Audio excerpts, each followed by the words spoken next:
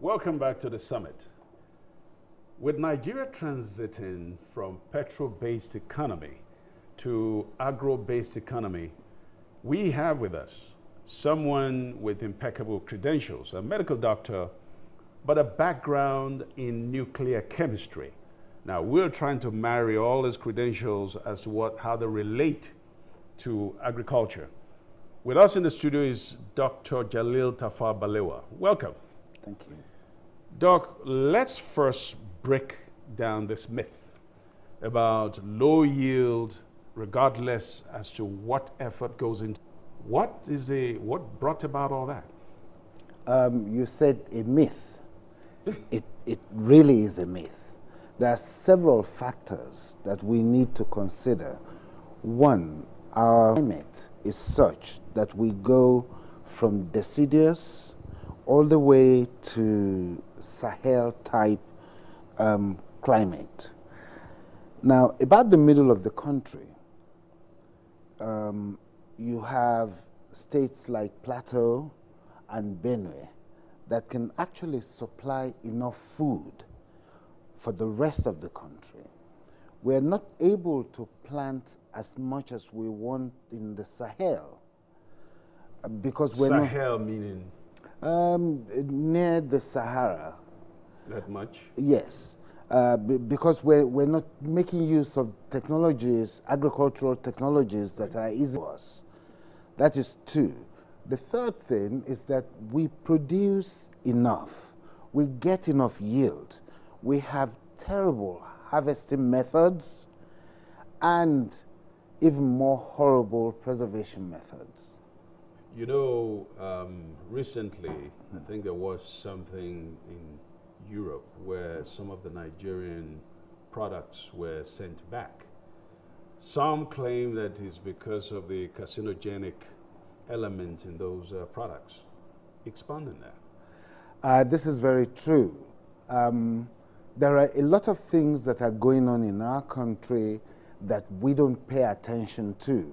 In maybe middle 70s, some experiments were done in the Shone Valley region of Zambia and Zimbabwe, where they found that the metabolite derivative of pesticides like DDT, DDI, carbaryl, kelpone were not only carcinogenic, but they may be teratogenic, so that people that eat the foods or that these preservatives have been used on can have children with maybe 10 fingers on one hand or a cyclope with just one eye in the middle of the... That's what you mean by the teratogenic? Yes. Okay.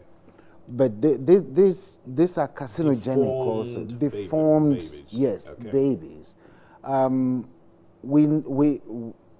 We send these things to Europe, and when they do their test, they found out that these were in abundance. It has been taken off the market in so many other parts of the world, but we still use it.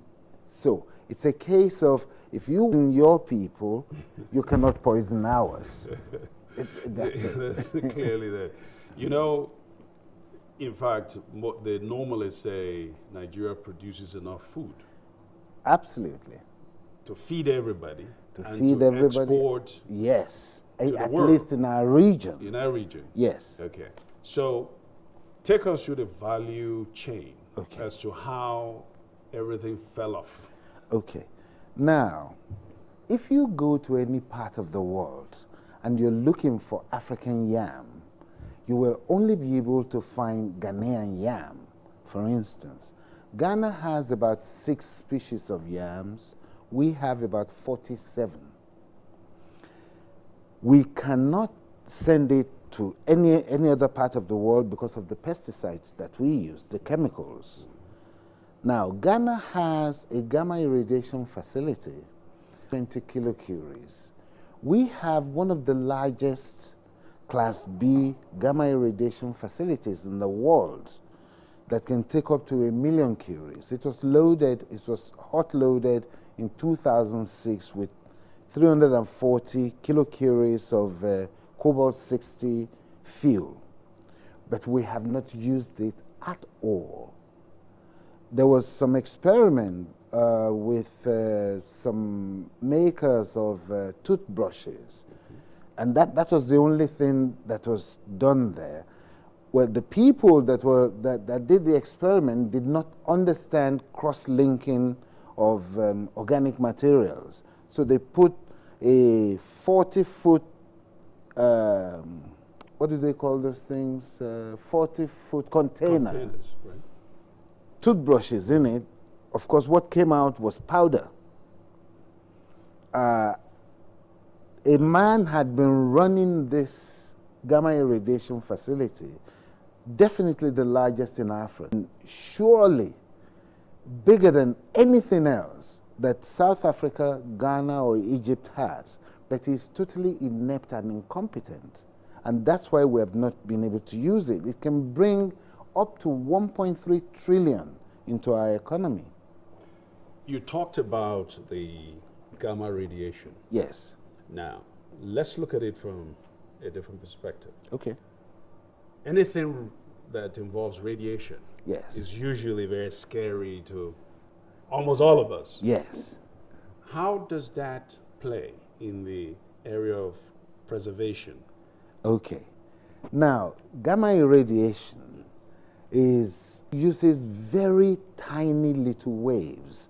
And we're very used to using waves, all different types of waves. Light that we have here is in waveform.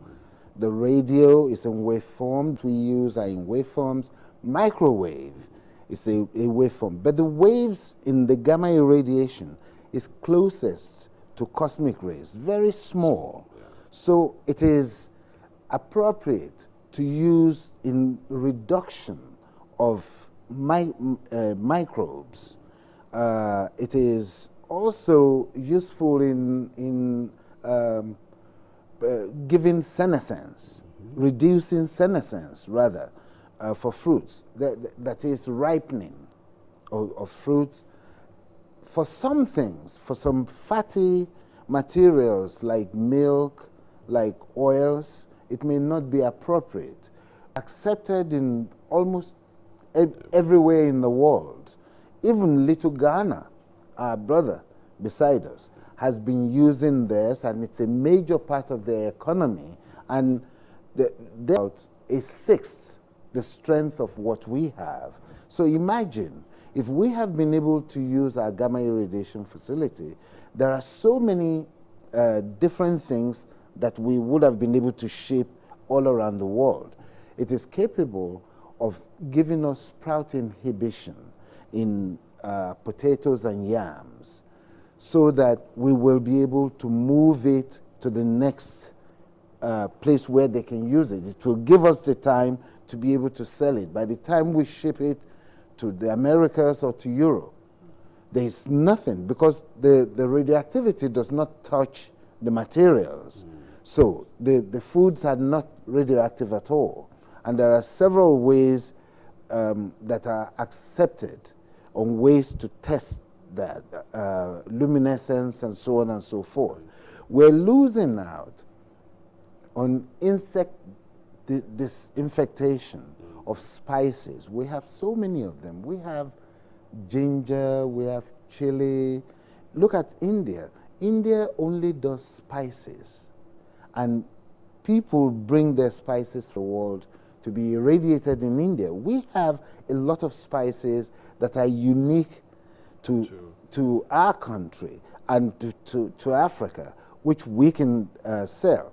That is two. The reduction of microbial load in wet materials, lobsters, fish, which we have in abundance, shrimps, and so on. And which are very high in protein. And they're very high in protein. They're also very high in price. You know, the Western world will kill. Everybody is thinking of going into chicken and fish, the white meat diet and things like that. We can do that. Millet, sorghum, flour, we have in abundance. If you go to Benue during the harvesting time, you're going to see millions of oranges and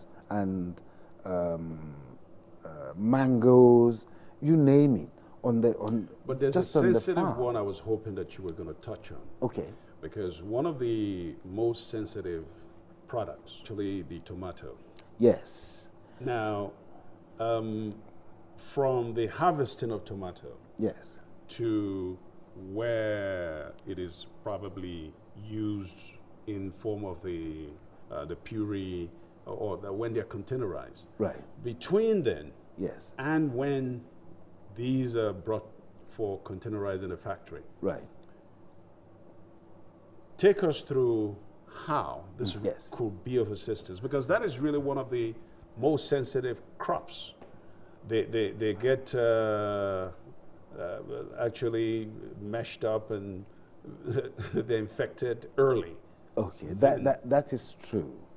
Now, there are techniques of being able to use this technology. I said it is used mainly in tomatoes and those types of crops. It is used mainly in the reduction of senescence, that reduction of ripening. So what it will do is that it will give you that time that you need for it to move from the production centers all the way to the factories where they will have to be canned and mashed or, as you said, made into puree. Now, we're not using that at all. This particular facility also has so many research components right. to it. You saw recently about tomatoes being infected by the tomato Ebola, Right. and they were dipping it in chemicals. We don't know what these chemicals will do over a long period of time. Yes, yes. That's what they called it from Kaduna. That's good. So hopefully we will be able to do some research on that over a long period of time and find out exactly what the resultant metabolites will do in humans. But we do have this gamma irradiation facility where we can breed seeds that will be resistant to that same tomato Ebola. But we have not been able to use it. Like I told you, there is no other place as incompetently used as this gamma irradiation facility in Nigeria. Now, this facility exists, definitely. Yes. How come that people like yourself have never taken advantage of this? Because you seem to know so much about it. Ah, you said something at the beginning of the program, Right. that if anybody hears anything nuclear, they run because of our lack of education or of the way things work in the world. So even the people in NAS, when they nuclear and know whatever it is that it can do, if it can kill these small microbes, then just imagine a big old one like me, I'll be dead in no time at all. So they just kept passing, and this person that was put in charge of this pulls the wool over everybody's eyes with this. I have tried, I have written the manual since Yaradua's time, but there has been always stumbling blocks because in Nigeria it's the way it is. If, you know, Murphy's Law can ever work properly in any country, it will be in our country. Okay. Anything that can go wrong will definitely go wrong. That's a serious Murphy's Law. Yes. You see, the issue of Nigeria being able to produce as much food, yet we're unable to export them to places like the United States, Right. to Europe, Right. etc. There's only so much that any government can do. There's also the question of perception. This is true. You see, that's why I talked about education. The government need to start things, create a template for the businessmen now to be able to come in. For an instance, one of the things that this facility can do in abundance we're talking about the Green Wall. Okay. You've heard about the Green Wall? Now, the Green Wall is supposed to be like 15 kilometers wide. In Nigeria alone, it's 1,500 kilometers. If we have that Green Wall, we will be able to have better rainfall because the trees now will give, during transpiration, produce water in the evenings when it's cooler. Now, this vapor that's given off cumulatively becomes, and these clouds become rain at some point. Now, we've not been able to do that because in the part where we're supposed to have this green wall in 7 months of the year. This was created in 1984. It's something that I did for Pampas USA. But it can be used in agriculture also. See, I have put maybe 1 gram of it in here. 1 gram of what? Of it's irradiated polyacrylamide. Polyacrylamide. Yes, it sounds like something very scientific, but it's very a very exotic. yeah, it's a very simple compound, because this GIF also does cross-linking. We have rubber in this country. Right. We can cross-link it, make it stronger. We need to be able to add value to everything that we do to be able to get the dollars. You see, while you're doing that, Yes. I think one of the things we talked about a myth at the beginning of the show. Right. One of the things that people don't realize, when you talk about agric, Yes. everyone is thinking of just producing yams and oranges and all that. Subsistence. You just talked agriculture. about serious rubber. Yes. Apart from the fact that we have all these rubber plantations, Yes. and Nigeria does not manufacture tires. No. We don't manufacture a lot of the rubber-related, products. That is true. But that's serious. But industry. we have rubber. You can see in less than a few seconds how much water this has absorbed, still absorbs some more. And this is the key to being able to have 4 growing seasons in our Sahel, or even the Sahara. Even for that green wall, have any idea what to do until now.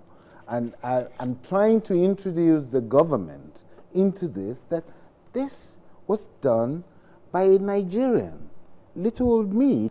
They're using it in Brazil, they're using it in the Kalahari, they're using it in other parts of the world to make their deserts green. And here in Nigeria, we're not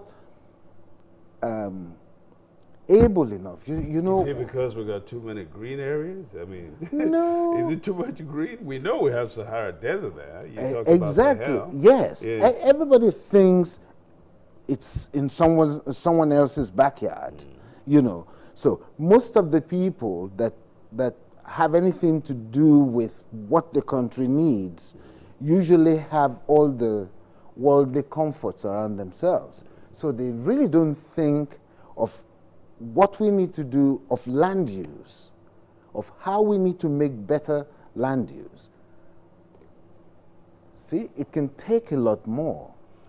So 1 your gram, experiment is that 1 gram of this. 1 gram of this can absorb up to 980 grams, that is milliliters, of water. So when you introduce this into farming, this helps to absorb and retain. And retain water, and it's not soluble. It's not, this already has some fertilizer in it, so that unlike regular farming, where you have fertilizer, you have to buy fertilizer separately, but you lose a lot of that fertilizer because when you leach the soil, when you wet the plants, you leach the soil. The fertilizer goes deeper and deeper into the water table. With fertilizer being added to this, the fertilizer stays inside. So it's like feeding the roots on a silver platter and saying, look, your food is here. Take it whenever you need it. For the green wall, it's the same exact thing. This can stay up like this. You may need to wet your plants if it's further down, maybe about every 3 weeks. You need to wet it as opposed to every other day. Now, in the north, where that green wall is supposed to be built, you can make a big enough hole around each plant, maybe a meter deep, a meter in diameter, so that the water absorbed can last up to 7-8 months.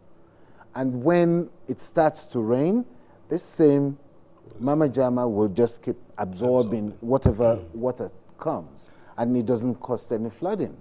It's non-toxic.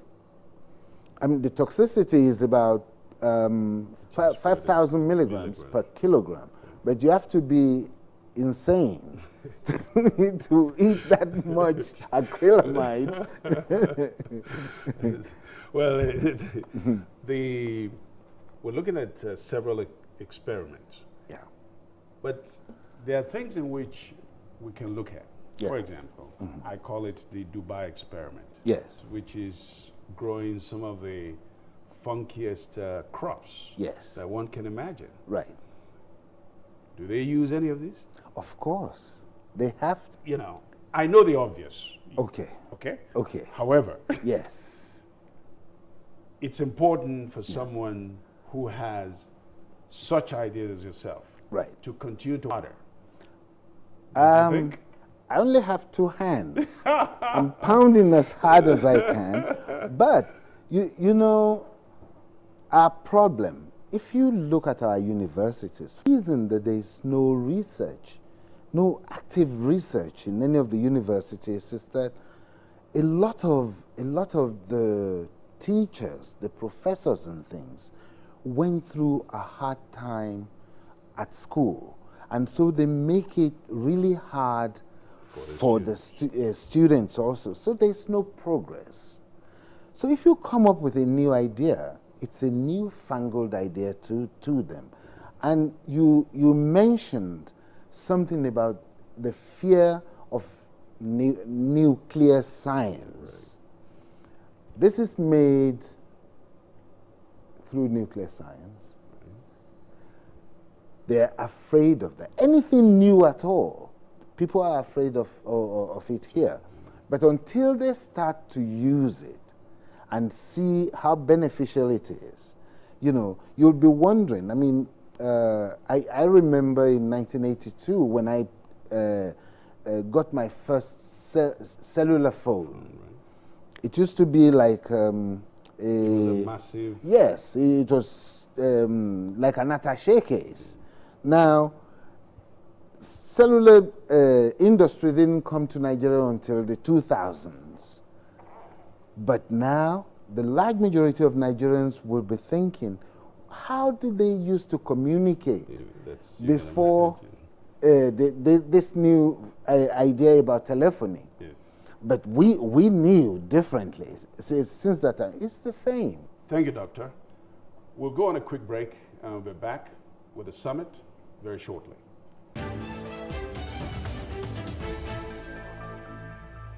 Welcome back. You've been watching Dr. JHALIL BALEWA on the summit on the transition of petrol-based economy to agro-based. Dr. JHALIL, let me ask you a question. This is something that bothers everybody. We know what the petrol does. We know how we get our money with petroleum. The agriculture is a very sensitive subject. You've just mentioned all the pesticides, all the radiation, and all the other things. How does Nigeria take advantage of an opportunity like the AGOA? Nigeria is one of the most blessed countries in the world. We have a plant that you can grow 4 seasonal growths in the year. The plant is called kenaf. The rest of the world right now is moving towards kenaf because of its biodegradability, and also it's an insecticide. Bangladesh can come to Nigeria to take all our kenaf plants away. We can start a good industry in that. We have fruits that even the devil will be jealous of. And in all parts of Nigeria, can we grow these? And we just need help and for a better education from our government, because the difference between those who do well and those who fail is education. We need to teach our farmers. I mean, there's no time for the cutlass and hoe anymore. The government will need to do a lot more than they're doing now. I know the two ministers of Agri, and they're very assiduous with what they're doing. They're very serious. However, you cannot say we want petro dollars to an agro-based dollar with the type of budget we have for Agri. You get what you pay for. We need a little bit more money. Yes. But you know, yeah. You're going to another core area that we're discussing. Yes. And that is small-scale farmers. Yes. And the large-scale farmers. Yes. When you look at the case of a large-scale farmers. Yes. There's a lot one can learn. Yes. From countries like Zimbabwe, even though they're not an economy that is doing so well right now. Right. All that is structural. Right. And South Africa. Yes. Which are very good. Yeah. Mm. Why has Nigeria not taken a very aggressive role in terms of trying to invite some of these people so that we will know that small scale is only so much. Right. Large scale farming, you need these people to share some of their common experiences. Okay. If you look at what's happening in Delta State right now, where they're helping the SMEs, small and medium enterprises in agriculture, you'll see that they're inviting the owners of the larger farms and larger establishments to come and train voluntarily. Volunteerism is something that we don't have in Nigeria because everybody is looking for money where they didn't put any effort. you know, they just want money. That's it. We need try and get into this volunteerism. Songhai Enterprises have moved from Benin to some other parts of Nigeria, but the Ministry of Agriculture should be empowered to do that. One of the first things that they're doing now is that they moved the 3 universities of agriculture. I forgot where they are. I think one is in Abeokuta, the other one in Umuahia. I forgot where the third one is.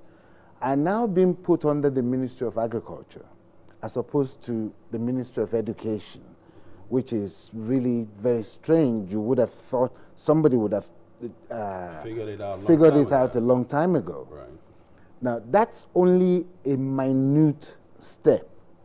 We need to have areas where there will be people that will be teaching a lot of our farmers to be able to cooperate, either with their yields or have centers where they can, commodity centers, where they can either gather their crops together or sell it. That is 2. Even to be able to use this gamma irradiation center, for instance, you will need that. You need collection centers. You need washing centers. You need bagging centers. Each of these centers employ a lot of people. There's transportation. There will be need for mama put on almost every part of the route down. That gamma irradiation facility alone, if used properly, can employ in different parts of Nigeria up to 220,000 people. No government at any time has had that type of employment. And this is just one facility. We have several other facilities that we need to know what we have to do to add value. Then there is a structural problem. Absolutely. You know, it's one thing to grow these products Yes. in different parts of the country. Yes. It's another thing Yes. to move them. Yes. I was very encouraged recently when I overheard the minister saying that they were looking at constructing some roads using different methods Right. to try to get products or produce from the different parts of Yes. the country to the center where they can be exported or used. Right. Now, the issue that you're making in terms of the different aspect, education is, but isn't this really a value orientation? Addition? Yes, but that education is the catalyst to that value addition. You need to be in people to know how to use whatever facilities the government is trying to provide. Building roads for someone that has never used a road before is absolute nonsense to him. Why are they building roads when my donkey can just traverse the desert by itself? But isn't it also something, you know, if you look at how the children Yes. of today are raised, even your children, maybe mine, Hmm. when you ask them what they want to become, many of them want to be rap artists, not farmers. So what are we not doing, would you say? Because farming has not been made attractive. You see, one of the things I had against NYSC is that I had suggested that for NYSC, for people that did agricultural science, yes. Someone did mechanical engineering, Right. another civil, someone did foods like that. They need to be able to group these students together in like a kibbutz, the Israeli kibbutz, Right. and make them work together to be able to produce things, add value to it, and you know, that will teach them before they get into the marketplace what it is and what energies that you need to be able to produce something from the ground to a finished product that you actually sell, instead of sending someone that did plant psychiatry to go and work with, to go and teach physics. you know. But you see, all of these, they sound funny, but you will see that it is, if things are to change, Yeah. then we need to be looking at not telling our kids to just only be doctors and like yourself and lawyers. We need to make farming attractive. Absolutely. And the only There's- people that they see Yes. from the petrol angle are those who have taken all our money to Europe. That is true. So that is why true. should they not be jostling for positions in the petrol industry? They don't know of any farmers who have looted anything. Yes, like you said, things really have to change. You see, with our petroleum, we don't do anything about it at all. Even our refineries, I don't think that we man them. So money comes easily. It will be for us to be able to model for these young ones that it is through work that you can get things done. But the government has to also realize that you cannot ask somebody to go to university, spend four years, or in Nigeria maybe 8 to 10 years, come out and be holding a hoe. No, it's not possible.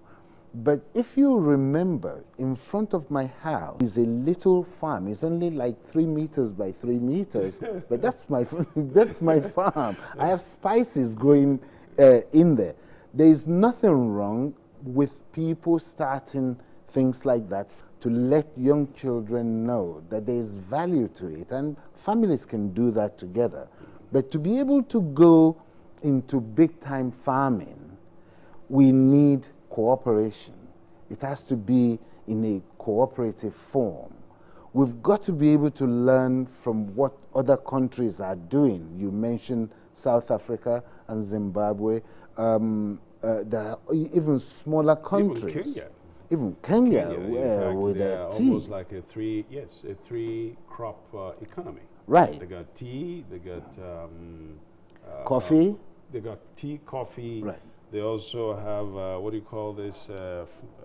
This flour, whatever. This flour seeds that they normally export. Right. The point I'm actually making Right. is, it is important Yes. that we focus Right. on our value system. Yes. We cannot, the people who are role models today, regardless as to who you speak with, the first person they will point to is a person down the road who probably has 50 cars in his yard and is someone they know who has been very active in the petrochemical industry, Yes. as opposed to a farmer who toiled through the soil to make sure that everything that you eat and were grown through his hard work. Right. So, Believe this or not, Yes. 70% of Nigeria's citizenry are farmers in one way or another. They could be subsistence farmers, Right. but they're farmers. but it's Now- not glorified. No, It's not glorified. it isn't. It isn't. But a long time ago, farming used to be it for us. We need to be able to get back to the land. You think we can do that? Oh, I know we can do it. So many other You know, countries in have done another that. show, it would have Yes. been good to bring you and the minister so that we will hear from him Okay. what plans the government really has to develop this industry robustly. It's not enough to just say, we're planting this, this is happening, that is happening. It's important to see the blueprint. This How do we is true. really transit from the petro economy to the agro? You've touched on some technical Yes. reasons why we're Right. not really doing so well. Right. But it will be good to hear from them. Right. What are the plans? Okay, it doesn't matter what we do. Right. Government always leads the way, This and is everybody true. else follows. This is Am I true. right? This is true. They've got to understand something. I mean, the government, look at the United States. You know very well that their wealth came from agriculture. The technology sprouted out of agriculture.